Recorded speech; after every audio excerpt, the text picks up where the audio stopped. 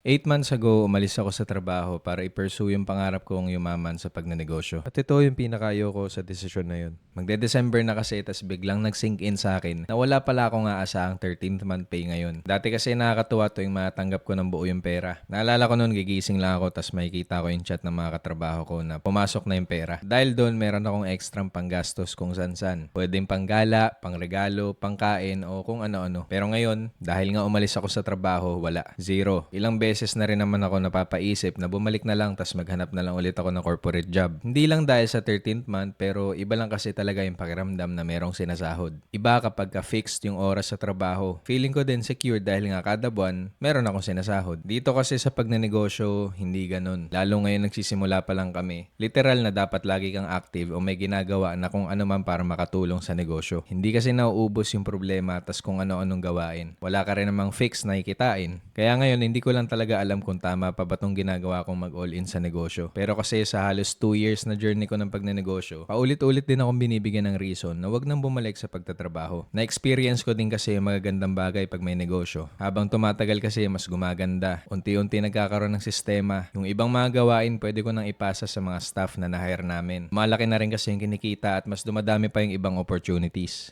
At nangyayari lang yun dahil nga may mga taong nakatutok sa negosyo. Tsaka ang pangarap ko nga ay yumaman sa pagnenegosyo. So paano ko magagawa yun kung hati yung oras ko sa corporate job? Kaya kahit na nakamiss yung 13-month pay, siguro titiisin ko na lang muna ng ilang taon. Kasi ang pangit nga naman kung ngayon pa magbabago yung isip ko kung kailan maganda na yung progress ng negosyo.